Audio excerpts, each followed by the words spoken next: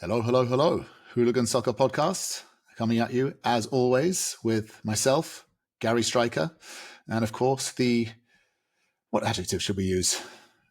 Live and unfiltered. Live and unfiltered Qooligan. That's How are you, right. Qooligan? Feisty. It's a spicy day. It's a spicy day. Feisty Friday, hey? Feisty For those Friday, who are yes. curious, it is a palindromic day. So if you're into that type of stuff, happy palindromic date day. It is. Oh, because it's what is the what is the palindrome on that one? Can you explain that one? It's the 52325. 52325. Look at that. Wow. Okay. Seriously, Wonderful. You didn't know that? That wasn't like that wasn't absolutely top of mind. Not top priority for me right now as well, I have to confess, but thank you for bringing that to our attention. I mean, what can we say? You're a mathematical cretin.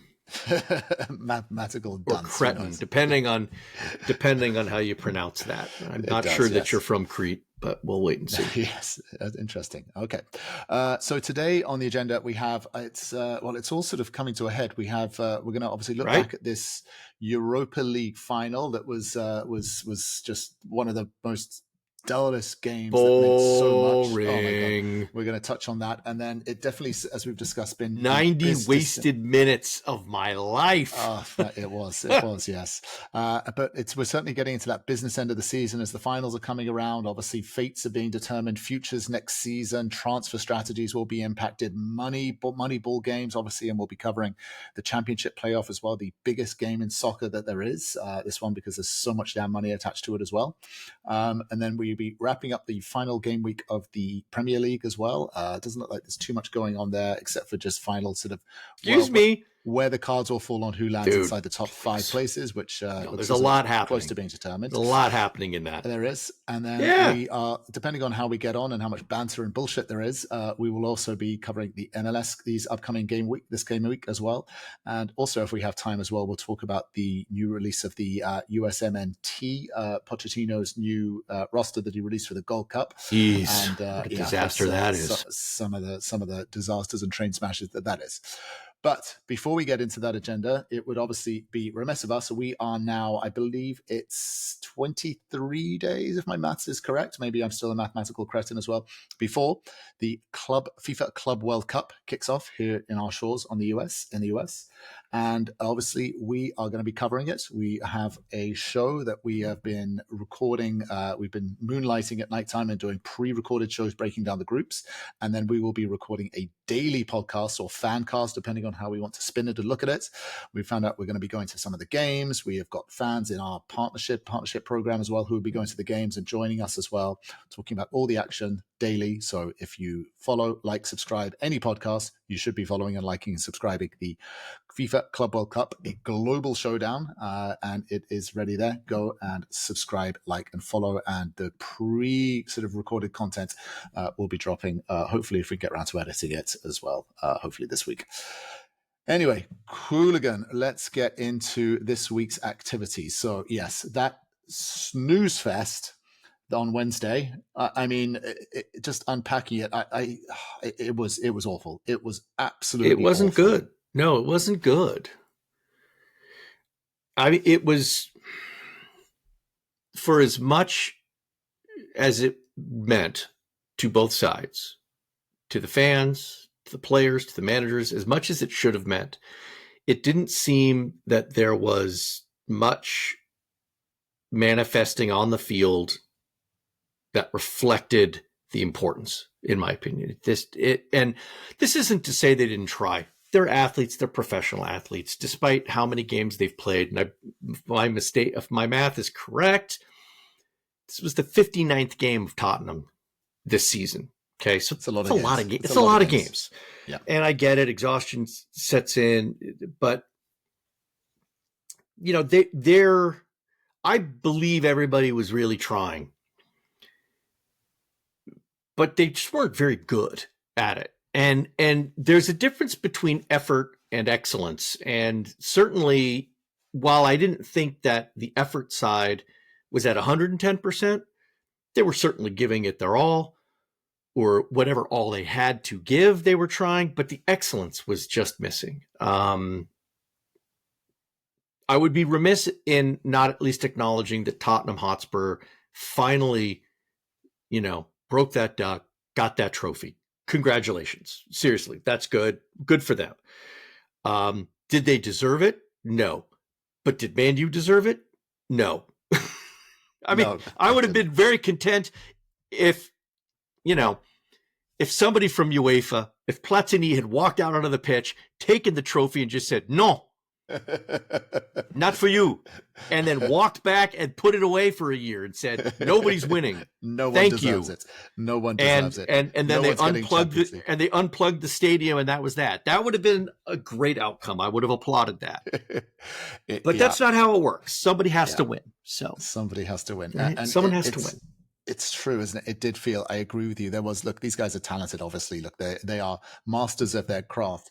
Obviously, they are both having abominable seasons. Oh, the worst. I mean, it's got to the point where it's no longer sort of fun to sort of look at the downfall on a way, and just it's sort of more like, oh God, please turn it around. Please turn it around. It's getting to that stage. But I agree. Like at the end, I don't know, sort of have the exact stats in front of me, but Man United apparently didn't have a shot in the first half or something ridiculous like that. I don't know if that's how blunt they were up front. It was a shocking amount of poor form. Tottenham only had one shot on goal the entire game. And it wasn't the goal, was it? It wasn't the goal, I believe, right? And it wasn't the goal. It was so bumbled in. The type of goal, the way it wasn't a screamer or an absolute banger. It was just oh God, someone's made a mistake and made a fuck up again, and then they scored. It was a flailing.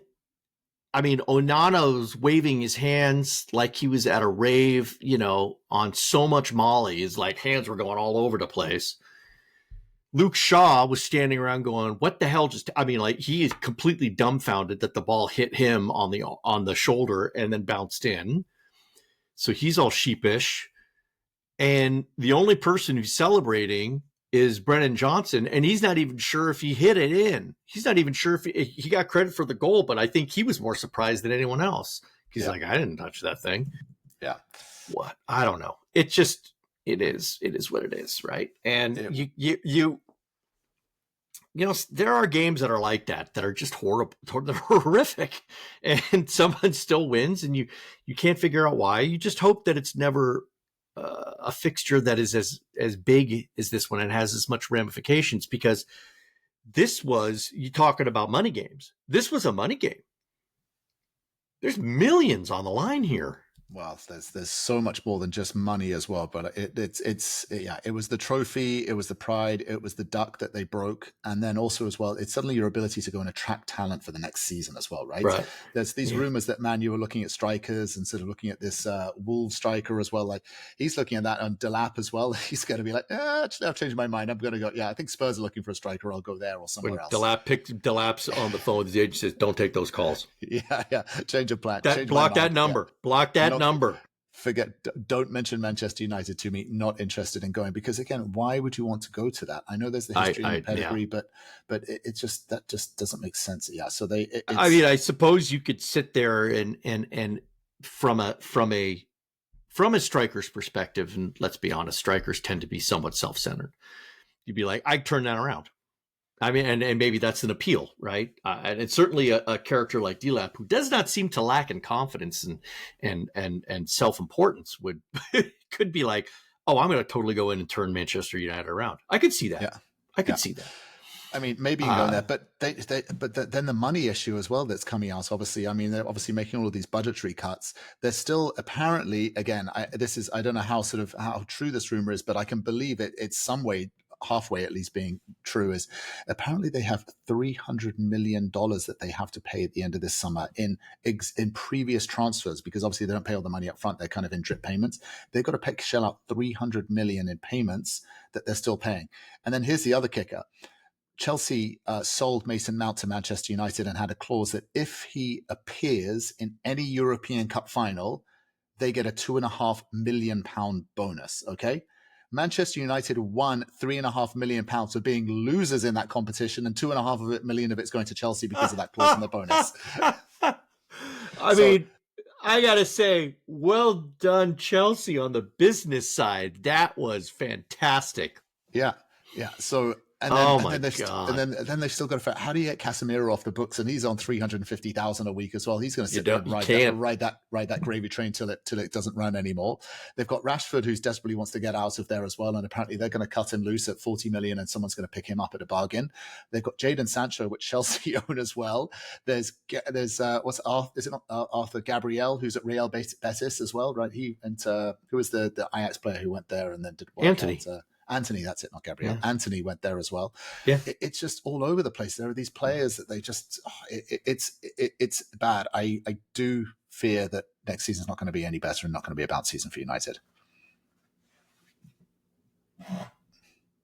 They're an enigma wrapped in a ball of poop. I can't. I don't know. I've got no words. And dog shit. Yeah, I've got really no words. I have no words to really go in and describe exactly what's going on. But I think it will be I think it'll be an exciting summer as the rumor mill goes around and we see exactly what transpires. But okay. Let's move away from that. Let's move away from that. Let's give congratulations to Spurs and move on. Spurs all of a sudden, Postecoglou all of a sudden is I mean, he should have a statue sort of outside of White Hart Lane now because he's done something no Spurs manager has ever done before. I mean, again, probably not in the swashbuckling way that one would like or the fans would like, but you know, it's a trophy. Do you think he stays? Do you think he gets another crack at the whip and gets to go into the Champions League with them next season? I think he's got an 8-game. I think he's got an 8-game leash. Yeah, and I think it's 8 to 10 games in the beginning of the Premier League. And they're going to have to come out and win at least 6 or 7 of those things if he's going to want to stick around. Yeah. He's going to have to initiate change. And if he is as good as a manager as he says he is, if he really does believe that this is about self-worth and self-actualization within the team, well, now you got a summer to prove it. Yeah. And so because season, I can tell you this, he doesn't win trophies in his third season.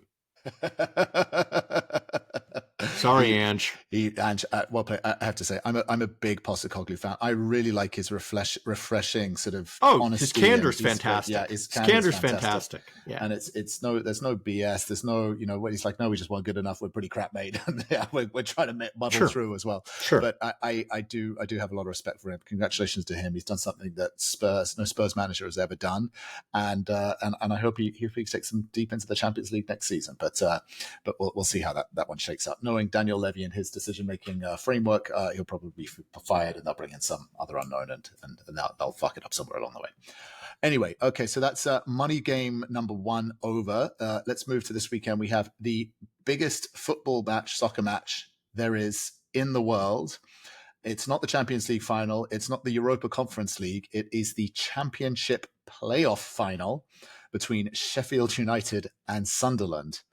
And the reason this is considered the biggest soccer game in the world is because the winner of it will get the final and third promotion spot into the Premier League next season. And in doing so, you get, I believe it's a guaranteed £85 million just for appearing in that season. And then there's obviously bonuses and things ratchets up depending on television revenues and everything else that comes along with it. All this provenance and all these things. Yeah. So it is the biggest soccer game in the world that is happening. I believe is it on Sunday? I think it's happening. It's on, I think it's on Sunday. Saturday. Maybe it's on Saturday. Okay. No, it's on Saturday because the Premier League.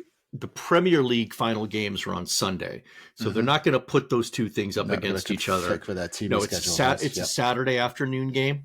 Yeah, so, and that's it. I imagine, and I think it's on ESPN here in the US. Am I correct? I think, or did CBS pick up those rights? No, I believe it's. CBS. I believe it's on Paramount Plus. Okay, so Paramount Plus, CBS. But the rights landscape. We could have our own show on just the rights disaster, Gary. But it's either on ESPN Plus or Paramount Plus. Please check your local listings because it's there is So. I don't know. I haven't been following these two, admittedly, and I was following a bit of the Championship.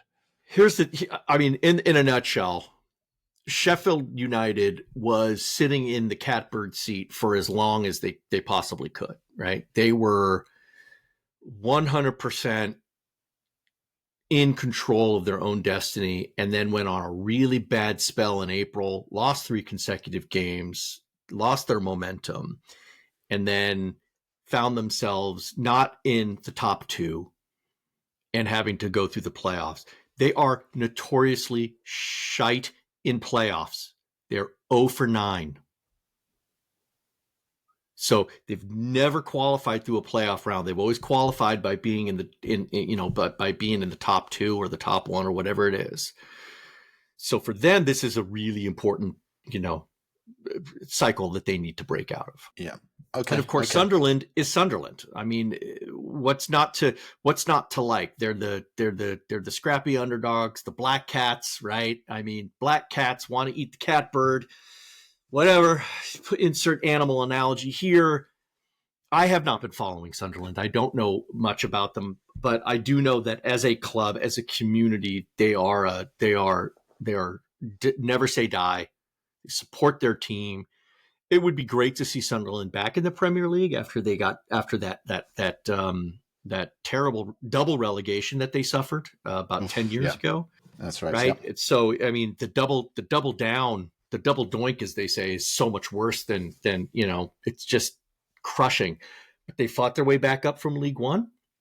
They could fight their way in. I think it's going to be a hell of a match. It's on my must see list because one, it's one of the few things happening on the Saturday unless you're watching MLS or USL, and I just think it's going to be phenomenal. So much to play for.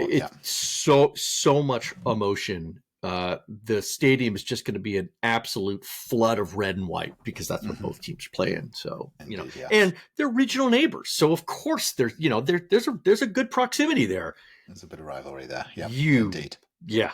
Awesome. Yeah. It's going to be great. I was just reading Sam Johnson obviously wrote a really good write-up for us, obviously on hooligan-soccer.com, as you know, and just looking at it, and he was actually smart enough at the bottom of it as well to say it kicks off on actually Sky Sports it is UK appearing and Paramount Plus. Yeah, Paramount Plus and CBS. No, it is not on Paramount Plus. It is on ESPN Plus. Well, so we're gonna have to scold Sam. I'll go in and make an edit on that one. Well. He's gonna have to scold Sam and got that one. And interestingly as well, it's going to be kicking off at 3:01 British summertime, and that I believe is because they are supporting a charity called Every Second Counts, I believe, and that's why, or Every Minute Counts, I think, and that's why they're giving that minutes and starting in a minute later as well. So no, it is on Paramount Plus. My bad, and I apologize. No, Jesus, I was in the wrong.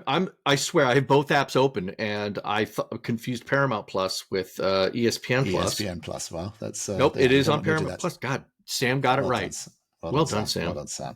Okay, so that rings up, that's obviously sort of, the biggest game. And then, of course, moving on, we have, just let's stay that side of the world, we have obviously the final game week of the Premier League this season, which has been an enthralling one, I have to say. It's normally, I would say, the only way it could be better. For different reasons. The only way it could have been better is if there was still sort of teams fighting it out to try and win it. But obviously Liverpool dominated, ran away with it, and comfortable, clear winners. Hopefully they'll be able to shake off their hangover from their trip to Ibiza, I believe. I don't know if you saw clips of this. They all took an early trip to Ibiza. And Arnie Slot was in the DJ booth as well. I don't think that's the best look for a manager in the DJ booth. But hey, he's won his Premier League and he can do it. Let's just say this. I'd rather see him in the DJ booth than on the dance floor. End of story. Fair point.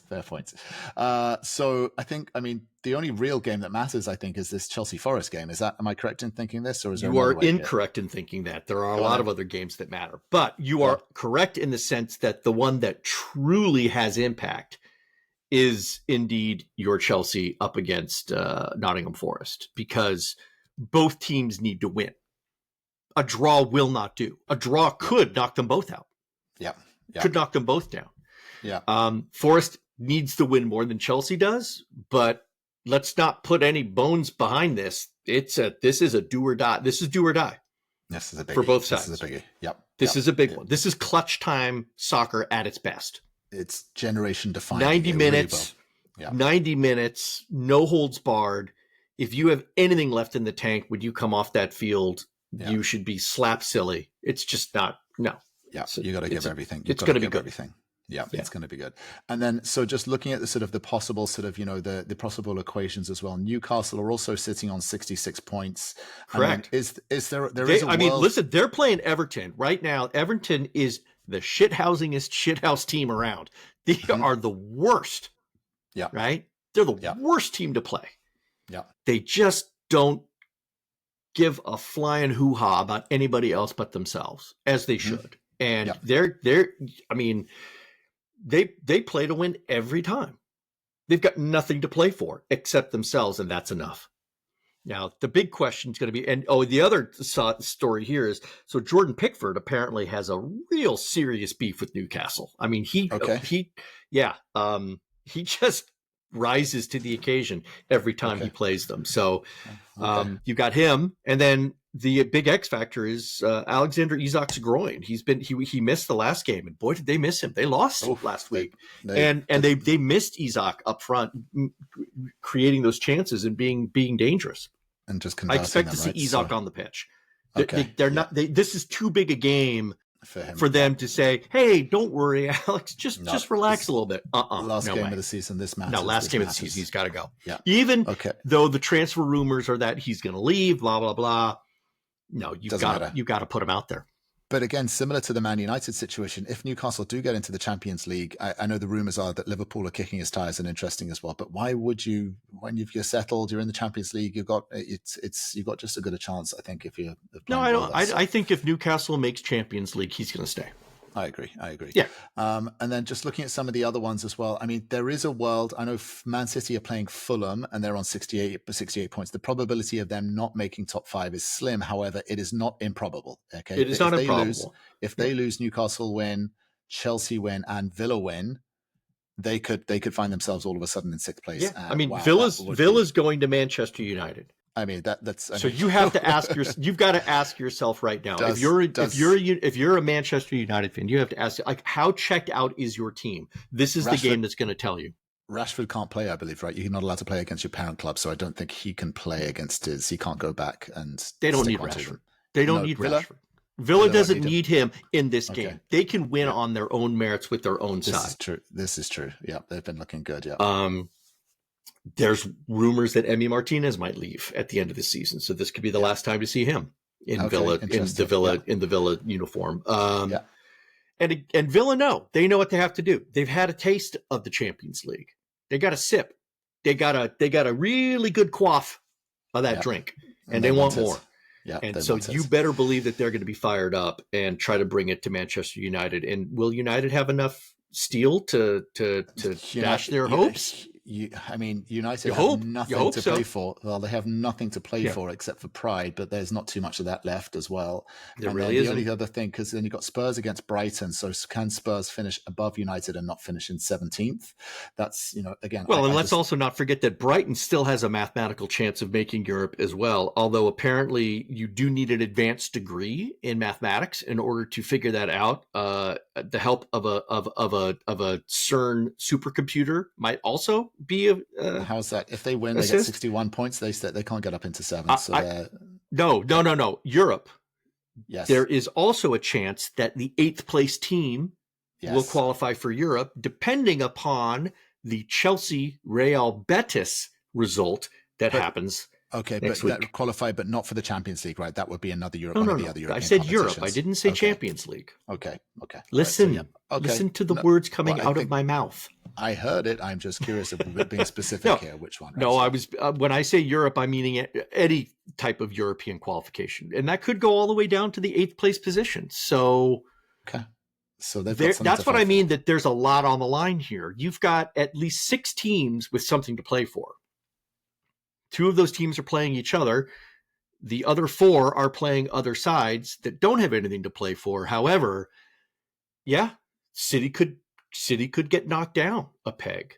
Yeah. How spicy would that be if City and Crystal Palace met up in the Europa? Oh, hello. That would be hello. That would be amazing. Yeah, that would be wow. That would be amazing. That would be amazing. Wow, that would be very interesting. Yeah, and so I don't know. All I'm saying is there are a number of fixtures in this week, Gary, that absolute don't matter at all. Complete and utter duds. Ipswich, West Ham being one, Southampton, Arsenal being another. Yeah. I mean, even Bournemouth, Leicester City. I mean, there's a lot of games that don't matter, but there are games that do. There are games that do, and people should recognize and go in and watch those, because there could be a hell of a lot going on. Absolutely. Yeah. Absolutely. Well, it's going to be an exciting final weekend, obviously, for all things on the English side of the Atlantic. That's right. And then, so that brings us to this side of the Atlantic on the MLS. And obviously, just looking through the fixtures, there are, any games that jump out at you in particular as well that are coming Philadelphia up this Union, Inter Miami, baby. Hello. Yes, wow. There it is. Yeah, look at that Eastern Bash, right? Yeah. No, this is the Union against Miami is a big one. And here's the thing. It would have been big because you were expecting to see these two teams who were dominant in the East, right? The anticipation was probably that both teams would be high up on the standings. This would be a battle to find out who's best. Right now, it's a battle to find out who Miami really is. Yes. How bad and how much of the rot is inside that Miami, framework. Because if they do not show against Philadelphia, yes, this is going to bode. This is the game that determines their tenor and their focus for the next 5-6 weeks as they go into this Club World Cup. Because if Union hands them their ass, Miami's going to be eating a lot of ass in the Club World Cup. That is very true. And so the article that you put out, that sort of wonderful statistical analysis of obviously the top players in the MLS, obviously, and Ty Baribo's hot again, baby. Ty Baribo is suddenly back in form all of a sudden. 4 goals, 5 games. Yeah, all of a sudden he sort of found that vein again of that, and that sort of real efficient vein, right? His goal conversion rate, as you put there, is 42% efficiency, and that is shocking, right? high, shockingly high. So just you're gonna have to most strikers are feeling great if they get near 20. Yeah, right. Exactly. He's double that. He's double that. And the highest of anybody in the league.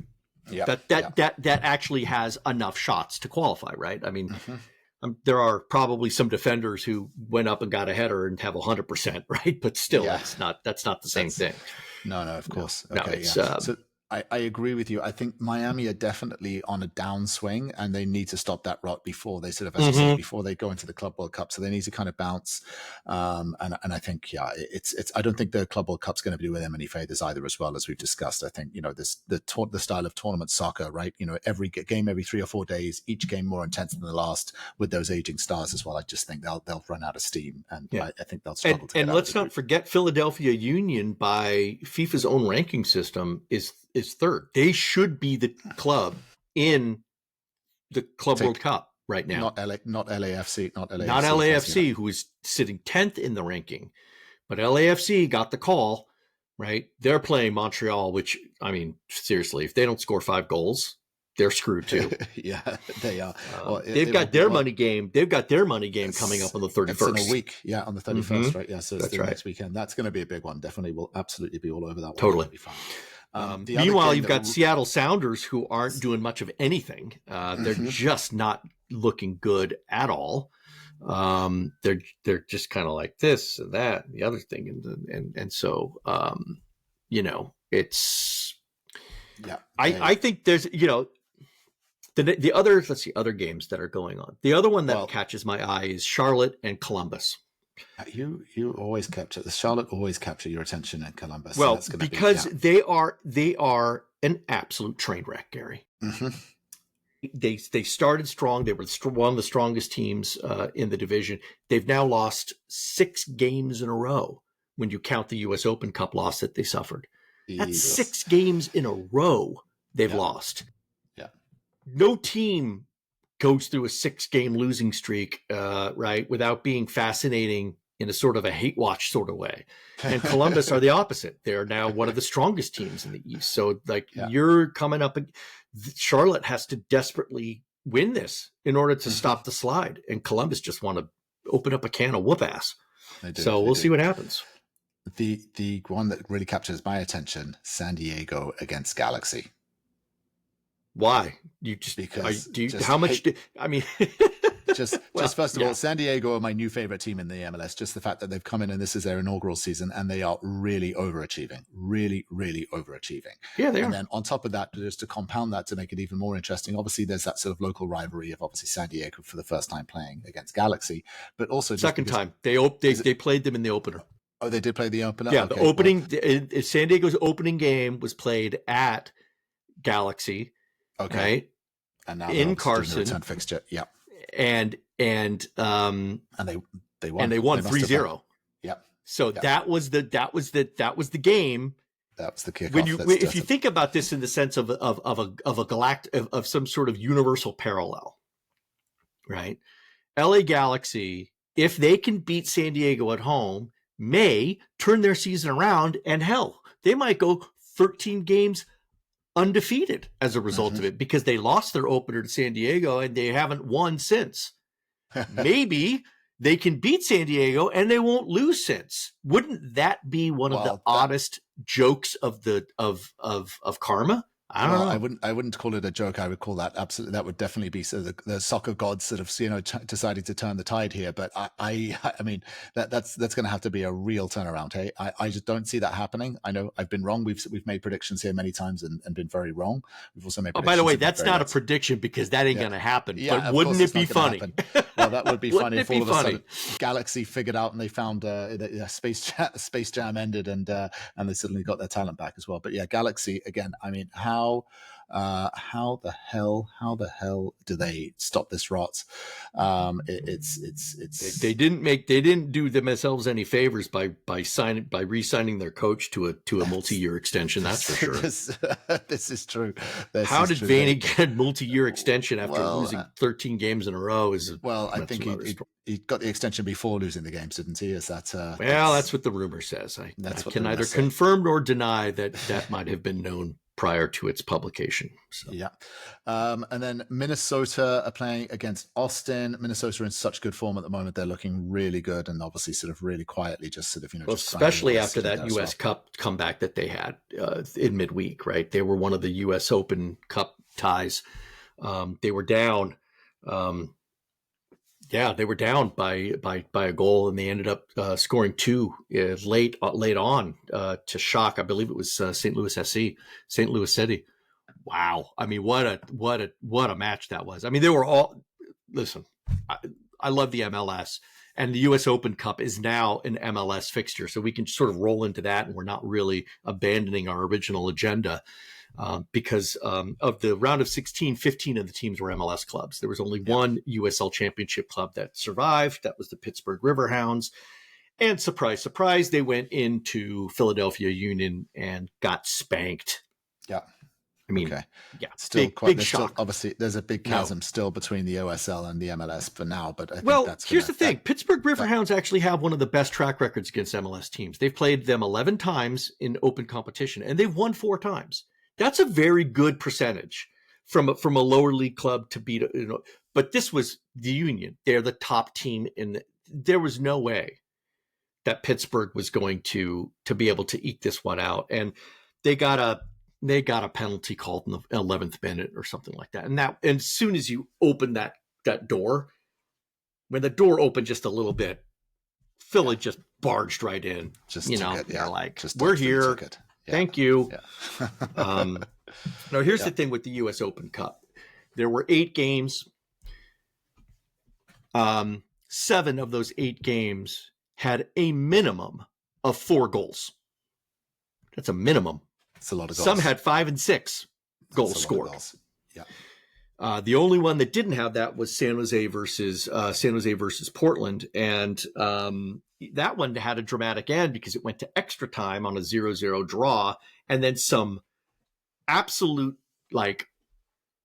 bench warmer for San Jose managed to get on the pitch and take a cross and give it the slightest of redirections, put it in, and won. I mean, good for him.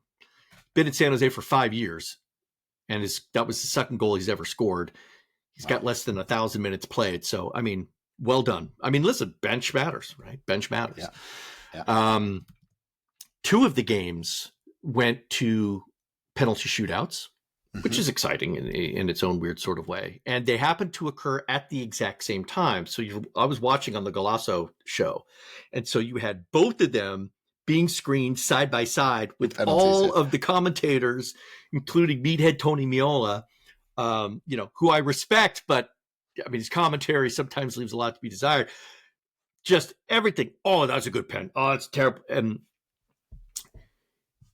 I got to go back and double check my facts here, but I'm pretty sure it was DC United who, at the last second, in the 119th minute, they're playing Charlotte, right? So it's DC United versus Charlotte. DC United's not in great form. Charlotte has been in even worse form.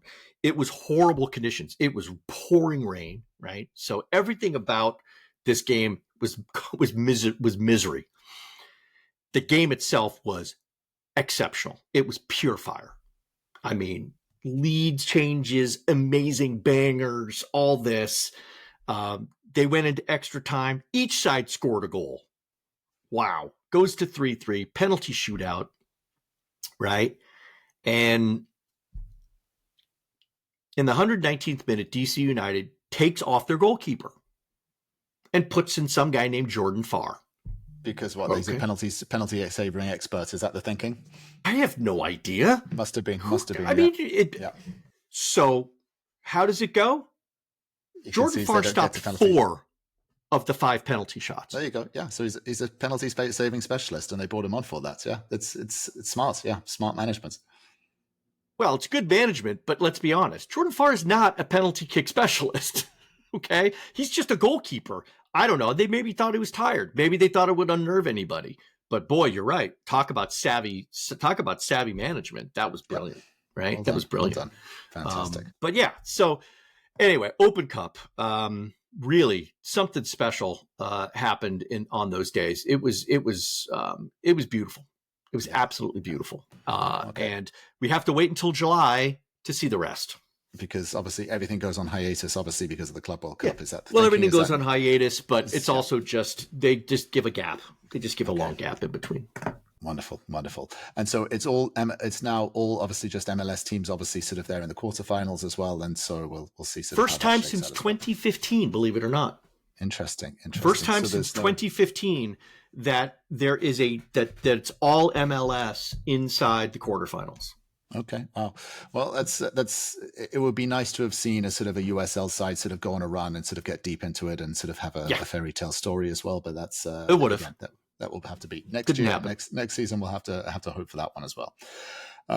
Okay, cool. And then the final other thing as well that came out obviously is this summer. Obviously, as we know, there's the Club World Cup. There is the Women's Euros as well happening as well, and then also as well there is this nothing burger competition, another Who Cares Cup, the US, the Gold Cup, the Gold Cup, Cup, and so there was kind of a lot of like backlash from sort of the sort of the US contingent, because obviously Pochettino put out his roster for the season for the tournament for the summer, and there was a couple of names missing due to injury, but also as well due to sort of basically how do we say this? Christian Pulisic reached out and said, "Listen, guys, I'm tired. I need a break. I need the summer just to sort of get fit as well." And there was a lot of backlash about saying, "How can you abandon us? This is unacceptable," and all the rest of it. And again, there's a lot of this, like, again, I don't know if it's just the keyboard warriors online. Similar thing we saw with Trent when he decided to leave Liverpool. All these Liverpool fans are sort of getting irate on Twitter and all these other sort of social platforms, which I think is just all a lot of hot air. But you've got to show a little bit of empathy for Pulisic, right? This guy has just finished a very mediocre season in Italy for Milan, right? They're finishing 9th. I think they've got one more game to go, and so they're probably going to finish 9th at the very best. When you say mediocre, you're referring to Milan's expectations, right? Milan's, because I thought Pulisic was actually quite exceptional in his performances for Milan. Mm-hmm. I mean, I thought he showed really well. In terms of the team itself underperformed and didn't do exactly what it was, but that wasn't because of him. Yeah, that's fair. I mean, to be honest, I mean, he's scored 11 goals, 9 assists, not too bad. Obviously, he's played, 17 goals overall in all competitions and 10 assists as well and he's about to play his 50th game. So again, that's like a lot of games that he's played as well.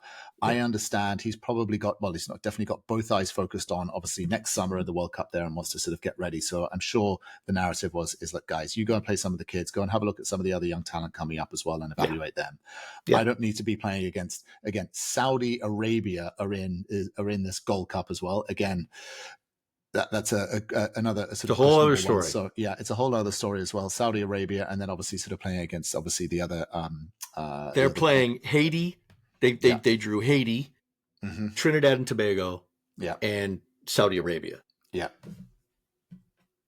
really, objectively, a U.S. men's national team should be beating all three of those sides. Well, you'd expect that, but also as well, I think the other thing as well, if you're Pochettino, you're going to say, I'm going to need some better sort of warm-up competition as well as we flex this team to get them ready for the World Cup as well, right? And so I get there's the Gold Cup. Again, look, if they can bring Saudi Arabia in, why can't they organize a friendly against a Brazil or an Argentina or something like that as well, just to sort of flex their chops and sort of see what's going on? So I empathize with Pulisic here. I understand he's preserving himself. He's getting to that stage now where he's no longer sort of that sort of, young spring chicken. What is he? He's like 26, 27, something along those lines, I think. He's 26 years old. So again, he's preserving himself and thinking about his body as well, which is good to see. So yeah, I think it's good. Go and take the holiday, go and take the break. He's earned it. Absolutely. And then he'll be sort of ready. So, I mean, and the same thing, Anthony Robinson has to sit out. He's played nearly every minute of Fulham this season. That's a lot. That's a lot. And so, and he's suffered, there's an actual technical term. He's suffering from an overuse injury in his legs. And so it was they've been advised to not play. Yeah. You've got some standard US players, McKennie, Tim Weah, Gio Reyna, they're all out because they have their clubs are going to the Club World Cup. Yeah. So that's Juventus and Juventus and I think Borussia Dortmund. So they're out. Yeah. Josh Sargent was left off. I was surprised at that. He was one of the better performers in the championship, in the EFL championship this year. Won an award for it. He's off. Yeah. Yunus Musa's out. So for all of the big names that are out and all the hubbub and the furor about that, what it does mean though is that it's an open camp. Yeah. How exciting must this be for some of these young kids that are getting the call? Yeah. You're like, oh, cool, man, this is awesome. So, you've got, Folarin Balogun's back, right? Okay. The Monaco striker. You've got Haji Wright from Coventry City, who very nearly made it into the EFL Championship final. They just got beaten in the last second by Sunderland. So he's there. Damian Downs is a name that I'm not terribly familiar with, but he plays for Cologne in the German Bundesliga. Of course, Brian White from the Vancouver Whitecaps. He's on fire as well, so that's great for him. Yeah, so he can step up as well. Obviously, he's really deserved that as well. And Patrick Agyemang from Charlotte. I know you're going to say I'm harping on Charlotte again, but he's been one of their brightest. He has been one of their brightest players, and so he's getting a call up, which is great. Yeah. And other people, Sebastian Berhalter got his first call into the camp, right? So he got a call into the camp. Oh, he's deserves that. He's been fantastic. He's been fantastic all season. Agreed. Absolutely as well. Yeah, Agreed. Absolutely. No, he deserves that as well. And then you've got some of your usual suspects: Diego Luna, Brendan Aronson, Jack McGlynn, right? These are all well-established names that are coming through. They might not be the big names, but when you see them, you're like, okay, yeah, you know what you're going to expect there. Yeah. I mean, it's going to be, I think it's fantastic. Surprisingly, none of the Celtic defenders were called up. Right. Celtic they've got two Americans that anchor their center line. None of them got a call. They've been called in the past. Not this time. I don't know why. Yeah. I don't know why. Okay. Maybe Pochettino hates Scotland.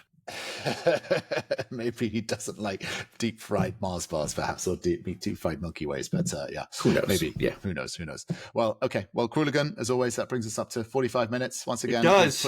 put Referees calling time. Referees calling time as well. So yeah, so as always, thank you, Qooligan. We will obviously be back next week as well, just following up on obviously sort of that money game, that championship playoff game is obviously going to be an exciting one to watch. Watching obviously the MLS side, and of course seeing who makes it into the top 5 for the Premier League as well. So exciting stuff. Go watch some soccer, everyone. Goals, exactly. Wonderful. Well, Qooligan, until next time, thank you very much. Peace.